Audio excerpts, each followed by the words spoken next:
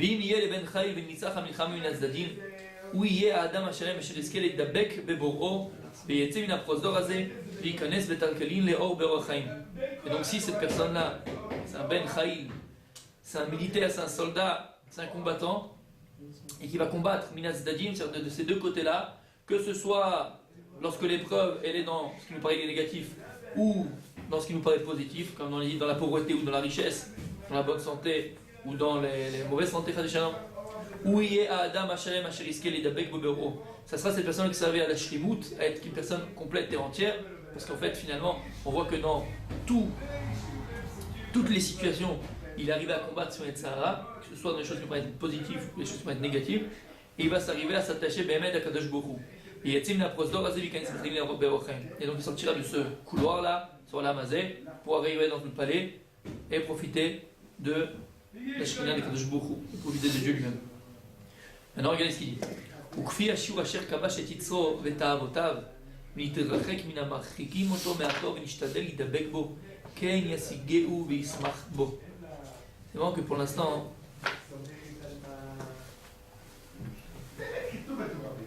on va d'abord le traduire. Il dit, et dans la même mesure que la personne a réussi à surmonter son Yetzirah, son mauvais penchant, ses instincts négatifs, ses instincts vers le mal, et qui s'est éloigné de tout ce qui l'éloignerait du bon véritable. Et tu regardes maintenant, il ne dit pas mais un Tov Amiti, parce qu'il expliquait ce qu'est le Tov Amiti, on l'expliquait, il n'a plus besoin de dire mais un Tov Amiti, parce qu'il y a qu'un Tov. En conclusion, il ne peut pas te dire Tov Amiti. Parce que Béhémet, comme il dit Rabbi Yosef, il y a un Tov, mais un Tov. Avant, je t'expliquais que tu pouvais comprendre au départ qu'il y avait un Tov Amiti, un Tov véritable, un Tov qui est véritable. Maintenant, il dit de Bizet Isharim, mais un Tov. Parce que le Tov, il n'est que Tov. Il n'y a pas d'autre Tov. Comment commence pas, il y a un bien dans le monde. Ne cherche pas et ne crois pas et ne t'invente pas un autre bien que celui-là. Il va mettre tous ses efforts pour s'attacher à Kadosh Borou Béhémet. Alors, de la même manière, dans le Olam Haba, il aura une connaissance de Dieu et il se réjouira beau dans Akadosh Borou. Et ça, c'est aussi un klal gadol. C'est un grand enseignement qui vient nous ramener le Ramchal. Premièrement, ici, il ne nous dit pas c'est en fonction des pages de Gomara, des pilpoulim que tu as fait. Ouais, que tu vas arriver à comprendre de Dieu. Il ne parle pas de ça du tout. D'accord ? Moi, je vais dire c'est en fonction de combien de fois j'ai terminé le chasse, en fonction de combien j'ai terminé tous les poskim, en fonction. On n'est pas en train de dire qu'il faut pas le faire. Parce que comme il a dit le Ramchal, le seul moyen d'arriver avec Baboro, et des mitzvot, Torah ou mitzvot. Donc le seul moyen d'arriver, c'est par la Torah et les mitzvot. Il faut que tu passes par là, Habibi. Tu ne pourras jamais arriver à t'attacher à Dieu sans ça. On voit que c'est pas ça l'essentiel. C'est-à-dire que la Torah, c'est un moyen, pourquoi ? Pour ça. Pour te permettre de combattre le Yetzirah. Pour un moyen de te combattre, de combattre les mauvais penchants qu'on peut avoir. C'est-à-dire que finalement, le salaire, bien sûr qu'on ne va que je ne pas en pensant avoir un salaire sur ça. Il te dit ici que finalement, le salaire qu'on aura, c'est en fonction de l'effort que tu donneras dans ce monde-là. Comme il dit, c'est-à-dire que finalement, c'est ce qu'on dit exactement quand on vient au Beth Midrash. Il y a une fila, avant de rentrer et étudier tous les matins, qu'est-ce qu'on dit? Et en sortant, si du Beth Midrash, qu'est-ce qu'on dit? Ouais. Non, je quand on sort. Ah, quand on sort? Quand on sort du Beth Midrash. Alors vas-y. אני משכים, ומשכימים, דברים בטלים. אני עמל ואין עמלים. אני עמל ומקבל שכר, והם עמלים ואין מקבלים שכר. Donc on fait une fila, Kadosh Borou, une prière avant de sortir du Midrash. Kadosh Borou, qu'on remercie qui nous a mis dans cette situation-là, qu'on investit notre vie, notre temps dans le vrai, dans l'essentiel, et qui nous a mis dans les gens qui courent vers le heaven, vers le vent de ce monde-là. Et après on dit, Ani Amal Bemali. À Kadosh Borou, moi je suis Amal, moi je suis. Comment on dit Amal en français? Vous avez le mot en français? Assidu. Non, Atmada c'est assidu. En tout cas, voilà, moi je fais des efforts. Moi je me fatigue dans mon travail, eux aussi ils se fatiguent dans leur travail. Ani Amal, lequel Sarah, moi je me fatigue dans mon travail et je reçois un salaire. Vem Amelim, Vem Mekabisaka. Eux ils se fatiguent aussi dans leur travail, ils ne reçoivent pas un salaire. Il dit Rabbi Tzraïm, tu te rappelles Rabbi Yosef? Il dit Rabbi Tzraïm, comment c'est possible, chose pareille? C'est pas vrai. On va prendre un menuisier comme on dit tout le temps. Ouais. Et lui aussi, il a construit sa table. il s'est fatigué pendant un mois à la construire. Il a pris le bois, il perchichait le bois, il a mis, il a coupé, il a collé, il a fait, il a poli. Extraordinaire. Ensuite, il va donner un prix à sa table. Et le prix qu'il va donner à sa table, c'est en fonction de l'effort qu'il pense avoir mis dans cette table. En fonction du chomer qu'il a mis dedans, en fonction de la matière qu'il a utilisée, il dit 5000 shekels. Il a mis en vitrine. Il a mis en vitrine. Une semaine passe, 2 semaines passe, personne ne rentre. Il dit bon, après 2 semaines, ça fait quand même un peu de temps là que je l'ai mis à la vitrine. Mais allez, 10%. 10%, il met solde, 10%. Combien elle vaut maintenant? 4500 déjà. Il rentre comme ça, une grand-mère, bonjour, j'aime bien, elle est mignonne, c'est vous qui avez fait cette table et tout. Elle demande comment c'est possible, magnifique. Il dit combien ça coûte? 4500. Moi je peux mettre que 3000 shekels, je peux pas. Lui, j'ai un peu de 3000 shekels, je peux pas, yo. C'est plus que pratiquement 50%, je peux pas, je suis désolé, ça va. Un mois il passe, un mois et demi il passe, la table elle part pas. Qu'est-ce qu'il fait? Solde, 20%. Là, il a déjà 4000 shekels. 2 mois, 3 mois, 4 mois, rien ne passe. À la fin, il ne peut plus de ça, 2500 shekels, il avance. Et un type qui rentre, il dit la table, comment elle est? Toi, qui regarde la table, elle s'ouvre, elle fait 2500 shekels. Il dit écoute, moi je peux pas, j'ai 2000 dans la poche, tu prends, tu prends pas. Il accepte 2000 shekels. Il dit ce type-là, combien il a évolué son effort? Combien il a évolué pendant sa table? En fonction de l'effort qu'il a mis et du travail qu'il a mis, la labeur qu'il a mis pour construire sa table. Et combien il a évalué? À 5000 shekels. Et à la fin, combien il a payé? 2000 shekels. D'accord? Nous on a posé la question, il dit c'est pas vrai. Moi je travaille dans la Torah, je me donne dans la Torah, j'ai un salaire, mais celui-là aussi qui travaille, il a un salaire. D'accord? Il dit le salaire qu'une personne est là quand elle travaille, il n'est pas forcément en fonction de l'effort qu'elle va mettre. Lui il a évalué son effort à 5000 shekels, à la fin combien il a? 2000 shekels. Il dit dans la Torah, c'est pas comme ça. Ani amal, mekavel sachar, ve'em aminim, ve'el mekavel sachar. Moi je suis amal dans la Torah, je reçois le salaire bidiouk. Bidiouk, précisément en fonction de l'effort que j'ai mis dans la Torah, je reçois le salaire. Pas un shekel de moins. Alors qu'une personne qui travaille, par exemple, elle peut évaluer son travail à un tel prix, mais finalement, elle va recevoir un prix inverse. Mais elle, mais comme ils ne vont pas recevoir le salaire que eux, ils ont évalué par rapport à l'effort qu'ils ont donné. Parce que finalement, dans la Torah, c'est exactement pareil. Le salaire qu'on reçoit dans la Torah, il dit le Ramchal, c'est en fonction de l'effort qu'on a donné, dans l'effort qu'on a mis dans ce monde-là. C'est pas en fonction de combien de pages de Gemara. C'est amené plus d'une fois, vous connaissez l'histoire aussi avec le Rav Moshe Feinstein. C'est cette histoire très très connue. C'est une vraie histoire. Voilà, à New York, une fois une personne, un papa, je sais pas pourquoi il travaillait, toute sa vie il travaillait, et il arrivait à la retraite. Très loin de la Torah, il n'a jamais rien fait, son fils avait tchouva. Et lui à la retraite, qu'est-ce qu'ils font les vieux à la retraite? C'est ça que tu vois la Torah avec la corde de la Torah, la force de la Torah. Personne, ils sont dans un banc, ils sont comme ça. Ouais, 4 vieux à côté d'autres. 98. 99. Ah non, désolé, 96. 98. Sinon 99. Je vous dis 96. Le petit pépé, je fais pas le pépé, mais bon. Hein, 96, ouais. C'est quoi ils jouent? Combien de voitures ils sont passées depuis 10h du matin? Et ils comptent les voitures. Hein? Il dit, je t'ai dit que c'est 98. 96, ils ont rien à faire. Malheureusement, c'est ça. Quand une personne n'a pas vécu Torah, c'est pas rempli de Torah, malheureusement, c'est ce qu'on voit à la fin. De quoi ils parlent, de ce qu'ils font, de ce qu'ils voient. Ils comptent les oiseaux qui passent, ou les voitures, ou les bus qui passent. Mais même, kachazé. Tu vois, par contre, regarde, Rabbi Yashiv, Tzadik Ibracha, Rabbi Yosef. Ça, c'est pour montrer les géants de la Torah.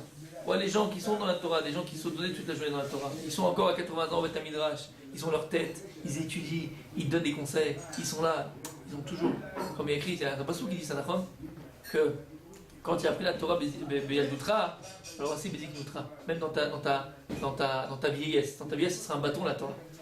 Shem Ishmor, la vieillesse, c'est quelque chose de très dur. On n'a pas idée, la vieillesse, c'est quelque chose de très dur. Parce qu'on perd un peu son secret, on perd sa tête, on perd ses moyens. On a l'impression de servir à rien, avec rouler. Regarde, prends une personne qui a vécu Torah toute sa vie, qui a grandi Torah, qui s'est remplie de Torah, une personne qui est vide. Prends le Rabbi Yashiv, Zecher Tzadik Uvracha, et une personne de 101 ans et de 101 ans, de 280 à son âge. Une c'est une guimauve, c'est un légume, regarde ce qu'il était capable de faire, il était possédé jusqu'à la fin de ses jours. D'où il a ce corps là? Corps à Torah. La Torah est Mechayet Adam, toute sa vie, jusqu'à la fin. Donc ici c'est pareil. De quoi on parlait juste avant? Pourquoi je suis arrivé à ça? Ouais, l'histoire, avec le Rav Moshe Feinstein. Vous avez toute cette histoire? En tout cas, c'est une belle histoire. Donc ce type-là, hein, ouais. Là. Il était boxeur. Ah, il était boxeur, le gars. Et le gars, donc, il voyait son fils qui a fait tchouva en train de tuer. Tu connais cette histoire? Ouais, en train d'étudier. Qu'est-ce que tu fais toute la journée? Moi aussi j'aimerais bien faire papa, ça sert à rien, papa ça sert à rien. Et il m'a dit, je t'en supplie, apprends-moi. Il commence à apprendre. Et après, combien? Un an, un mois? Un an, je crois. Après un an, ils ont dit un daf de Gemara, une page de Gemara. Et le papa, il a dit à son fils, il a dit, viens, on fait un sioum. Le papa, on fait pas un sioum, on fait pas une fête pour un daf de Gemara, une page de Gemara. On fait, quand on finit une Gemara entière, tout un chat, tout un Talmud, une Gemara entière, pas une daf. Il est parti voir Moshe Meshtain, il a dit, tu fais. Et ils ont fait. Le lendemain, après qu'ils ont fini ce sioum là du daf, il est niftar le papa. Et à son espèce, il y avait Rav Moshe Meshtain qui était là, qu'est-ce qu'il a dit? Yesh connaît l'amour, mais daf echad. Une personne qui est capable d'acquérir son monde futur avec un daf de Gemara. Un daf de Gemara. Peut-être plus que la personne qui a pu tout finir le jazz plusieurs fois. Peut-être. Pourquoi? Parce que lui, c'était ce qu'il était capable de faire. La Torah, ce qu'elle demande de faire à une personne, ce qu'elle attend d'une personne, ce qu'elle attend d'une personne, c'est l'effort. Mais c'est logique. C'est logique. La vie même dans la relation humaine. Même dans la relation humaine, dans toute relation, dans la vie, c'est vraiment pareil. Ouais. Si maintenant tu es capable de faire, c'est facile pour toi, ça ne prouve pas ton amour. Quand est-ce que ça devient difficile? Quand est-ce que tu me prouves ton amour? Quand ça devient difficile. Quand ça devient même des fois impossible. On avait parlé de ça, les anciens, c'est exactement ce qui s'est passé à Hanouka. On en parlera vraiment à Hanouka. Bria. On en parlera, mais c'est exactement ce qui s'est passé. Hanouka, quand est-ce qu'une personne, elle ressent l'amour que l'autre a pour lui? Quand est-ce qu'elle ressent ça? Elle le ressent au fond d'elle-même quand la chose elle était difficile de l'accomplir. La chose elle est difficile, même des fois impossible. Tu dépasses l'impossible, tu dépasses le difficile, tu le fais quand même, ça prouve que tu m'aimes. Si c'est facile, c'est possible que tu m'aimes aussi. Et ça ne me le prouve pas encore. J'ai pas une preuve que tu m'aimes. Ici, il dit le Ramchal, et ça c'est important à toujours vivre avec ça. Parce que des fois, même dans le limoud, dans notre étude, on a envie un peu de courir, on veut courir. Vite, il faut être maspik, le spec, il est vrai. Parce qu'il faut avoir beaucoup d'idiotes. Les idiotes, la connaissance dans la Torah, elle va nous aider énormément, même dans le Yun, quand on approfondit les textes. C'est pas dingue. Plus tu as une connaissance large, plus tu veux faire les rapprochements entre chaque chose et apprendre beaucoup de choses. On est vadaï, c'est sûr. Mais ne pas se tromper. Ne pas se tromper, même ça c'est ça du Yetzara, c'est un conseil du Yetzara, un mauvais conseil, de trop courir trop vite. Parce que finalement, là où tu vois que c'est facile pour toi, encore une fois on avait dit, c'est que c'est pas la guerre que tu dois mener. Si c'est trop facile, c'est pas la guerre que tu dois mener. Ce qu'il dit ici. Si tu comprends que c'est en fonction de l'effort que tu vas devoir accomplir, alors finalement c'est que tu vas te réaliser dans la difficulté. On ne cherche pas la difficulté, on ne veut pas qu'on soit difficile toute notre vie. Mais là où il y a un effort à accomplir, là où tu as un effort à accomplir, c'est là que tu dois être. Et c'est comme ça que tu te construis. Et c'est comme ça que tu te réalises. Donc toujours avoir ça en tête, que quoi? Que Kadosh Borou, le salaire qu'il donne à un homme, même si on ne fait pas en fonction du salaire, on fait un petit peu, mais on n'est pas à ce niveau-là encore, ouais, de ne pas être honnête avec Kadosh Borou pour le salaire qu'il va nous donner. En tout cas, ça fonctionne fort. Ici, pourquoi il rajoute deux choses? Il dit le Ramchal deux choses. En fonction de l'effort que tu vas accomplir et tu vas donner dans ce monde-là, alors tu auras une connaissance de Dieu. Parce qu'à Kadosh Borou, c'est comme ça qu'il a créé le monde. En fonction de ce que tu donnes, tu reçois.